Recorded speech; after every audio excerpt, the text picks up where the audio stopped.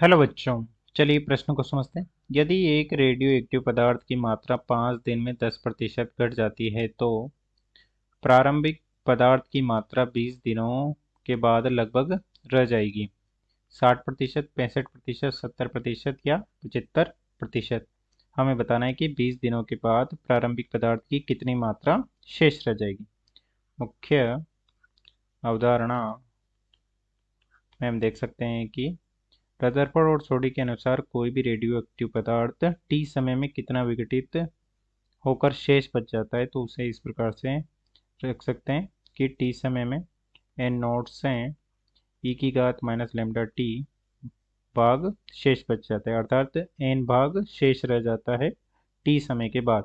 और प्रारंभ में टी बराबर 0 समय पर एन नॉट परमाणु थे और टी समय पर एन परमाणु हो जाते हैं और लेमडा उसका रेडियो एक्टिव पदार्थ का क्षय नियतांक है। अब चलिए प्रश्न को हल करते हैं।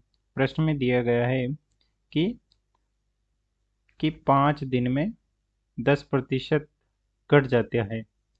5 दिन में 10% भाग घट जाता है तो 90% शेष रह जाता है।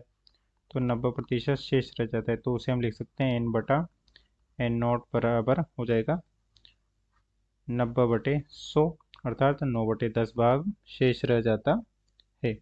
और इसे हम लिख सकते हैं कि एन बटा एन नॉट हो गया, तो इसे हम ई की घात माइनस लेमडा टी में लिख सकते हैं। और टी का मान है 5 दिन, तो उसे हम लिख सकते हैं 9/10 भाग बच जाता है 5 दिनों में, जिसे हमने इस प्रकार से लिख सकते हैं कि 9/10 भाग बराबर ई की घात लेमडा टी 5। और यहाँ से हम लेमडा का मान ज्ञात कर सकते हैं, दोनों तरफ का लॉग ले लेंगे तो ये हो जाएगा 9/10 और ये हो जाएगा माइनस लेमडा 5 और ये हो जाएगा इससे लेमडा को 9/5 बराबर लेमडा 5 माइनस 10/9 कर दिया तो वो माइनस हट जाएगा।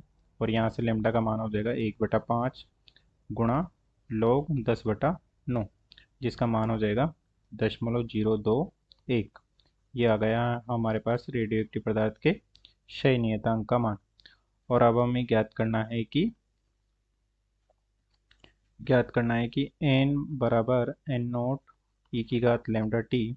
तो हमें बताना है कि 20 दिनों के बाद कितना भाग शेष रह जाता है, अर्थात टी बराबर हमारे पास है तो हम लिख सकते हैं कि एन बटा एन नोट ये हो जाएगा ई की घात माइनस लेमडा का मान रख देंगे 0.021 और टी समय का मान रख देंगे 20 दिन।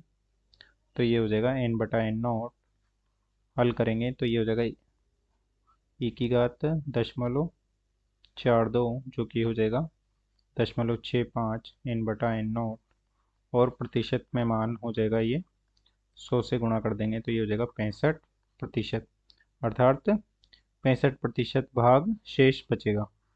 या हम इसे एक साधारण तरीके से भी ज्ञात कर सकते हैं, क्योंकि यहाँ पर गणनाएं साधारण है तो हम देख सकते हैं कि 5 दिन में 10% भाग शेष रह जाता है। उत्तर तो हमें मिल चुका है फॉर्मूले से, परंतु हम इसे साधारण तरीके से भी एक और तरीके से ज्ञात सकते हैं। 5 दिन में 10% भाग घट जाता है, अर्थात 90% भाग शेष बच जाता है। तो हम देख सकते हैं कि प्रारंभ का 10% भाग 5 दिनों में घट जाता है, तो अगले 5 दिनों में जो 90% भाग है उसका 10% भाग घट जाएगा। 90% भाग को हम लिख सकते हैं, माना कि प्रारंभ में 100 भाग था और उसका 10% भाग घट गया तो 90 बच गया, माना कि 90% को हम 90 लिख देते हैं तो 90 का अब 10% घट जाएगा अगले 5 दिनों में, तो इसका 10% हम लिख देंगे तो 10/100 हो जाएगा। तो 90% हो जाएगा इसका 9 हो जाएगा इसका 10% और 9 भाग घट जाएगा। तो हमारे पास 5 दिनों के बाद 90 भाग था तो उसमें से 9 भाग घटा देंगे तो ये हो जाएगा 81 भाग बच गए। प्रारंभ में 100 भाग था और 5 दिनों में 10% भाग घट गया तो 90 भाग बच गए। और अगले 5 दिनों में 90 भाग का 10% भाग घट जाएगा, अर्थात 9 भाग हमें प्राप्त हुआ है तो उसे घटाएंगे तो 81 भाग बच गया। तो ये तो पहला 5 दिन है, ये दूसरे 5 दिन है। अब तीसरे 5 दिनों में पुनः जो भाग बचा है हमारे पास 81 भाग बचा है, उसका 10% भाग पुनः घट जाएगा। तो ये हो जाएगा 8.1 घटेगा। तो 81 में से 8.1 घटाएंगे तो हमें बच जाएगा 72.9, अर्थात 72.9 भाग शेष बच जाएगा तीसरे 5 दिन में। और चौथे 5 दिन में पुनः इस 72.9 भाग का 10% भाग कट जाएगा, जो कि हो जाएगा 7.29।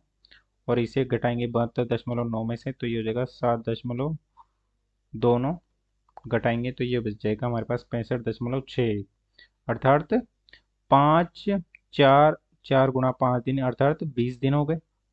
20 दिन में 65.61 भाग बचेगा। चूंकि हमने पहले 100 माना था तो हम इसे प्रतिशत के रूप में भी लिख सकते हैं कि 65%, 65.61% भाग शेष बचेगा, जो कि हमने फॉर्मूले से किए के लगभग तुल्य है। अतः दिए गए प्रश्नों का सही उत्तर हो जाएगा विकल्प बी। अतः दिए गए प्रश्न को हमने हल कर दिया है। आशा करते हैं आपको समझ में आया होगा। धन्यवाद।